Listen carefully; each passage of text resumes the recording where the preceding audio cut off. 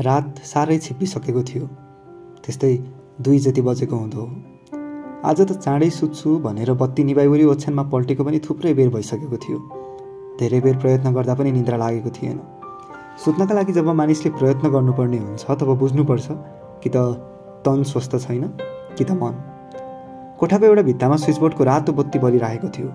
पर्दाको काँपबाट बाहिरको मधुरो प्रकाश कोठाभित्र पस्न आफ्नो भए जतिको जोड लगाइरहेको भए पनि खासै सफल भएको थिएन। सायद त्यो प्रकाशलाई पनि निद्रा लागेको होला। त्यही भएर त मेरो कोठाको अन्धकारमा आएर निदाउने प्रयत्नमा जुटेको हुँदो। तर उसलाई के थाहा त्यो कोठाभित्र अर्को मानवरूपी प्राणी निदाउन नसकेर छटपटाइरहेको छ। सोचेँ ऊ त चाहेर पनि निदाउन पाइरहेको छैन, म भने चाहेर पनि निदाउन सकिरहेको छैन। अब त कोठामा बस्दा पनि ऐठन जस्तो महसुस हुन थाल्यो।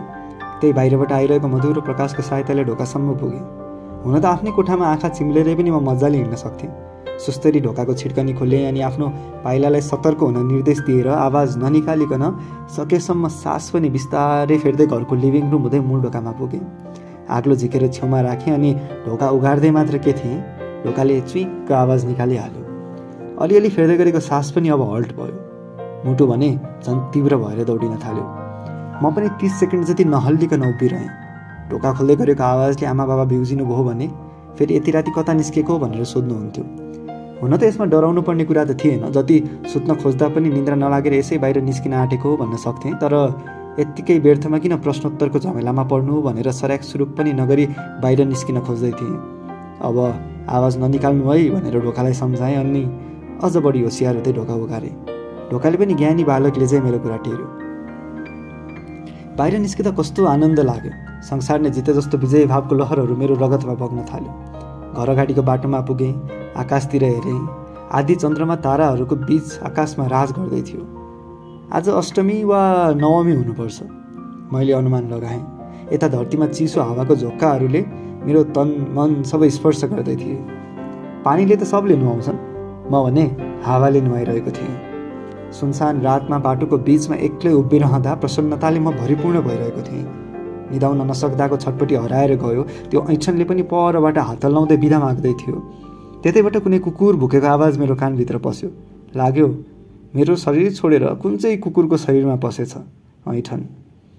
आफ्नै सोच देखेर आवाज निकाल्दै खितिती हाँसेँ। यत्तिकैमा फुल स्पिडमा मोटरबाइक हुर्याउँदै एकजना मेरो अगाडिबाट गयो। सोचेँ यो मान्छे पनि म जस्तै निन्द्रा नलागेर भौतारिँदै राति बाइक लिएर निस्केको हो कि होइन, के इमर्जेन्सी परेर पनि हुनसक्छ। केही बेर बाटोमै उभिएँ, केही बेर यताउति हिँडेँ, केही बेर आफ्नै सोचमा डुबेँ, केही बेर पर अँध्यारोमा देखिएका आकृतिहरू निहाल्दै बसेँ। यसो हेरेर भूत हो कि भनेर डराएँ, फेरि भूत हुँदैन भनेर आफूलाई सम्झाएँ पनि अनि निडर भएर खडा भइरहेँ। यदि भूत नै रहेछ र आइहालेछ भने पनि डटौँला लडौँला भन्ने हिम्मतमा म आइसकेको थियो। केही बेर ठिङ्ग ठडिरहेँ, ऊ पनि ठिङ्ग ठडिरह्यो। दुवै हलचल नगरी एकअर्कालाई हेरिरह्यौँ। धेरै बेर कुर्दा पनि त्यो भूत म नजिक नआएपछि फेरि आफूले जितेको महसुस गर्दै अब सुत्न फर्किने निर्णय गरेँ। फर्किँदा आमालाई ढोकामा ठिङ्ग उभिएको देखेर मेरो सातो पुत्लो उड्यो। लिभिङ रुमको बत्ती बलिराखेको थियो। आमा कतिखेर त्यहाँबाट उभिनु भएको भनेर सोध्न मन थियो, तर सोध्न सकिनँ। अघि मैले ढोका खोल्दा गरेको चुइक्क आवाजले बिउजिनु भएको हो कि बाथरुम जान निस्कँदा ढोका खुल्ला देखेर त्यहाँ उभिनु भएको भनेर पनि सोध्न मन थियो, तर सकिनँ। बरु उल्टै रिस र जिज्ञासा मिसिएको भावमा आमाले प्रश्न गर्नुभयो, कहाँ डुलेर आउँदैछस् त अहिले बाहिरबाट? मैले बिस्तारै नम्र हुँदै भने, निन्द्रा लाग्दै लागेन र यसो हावा खाना बाटोतिर निस्केको।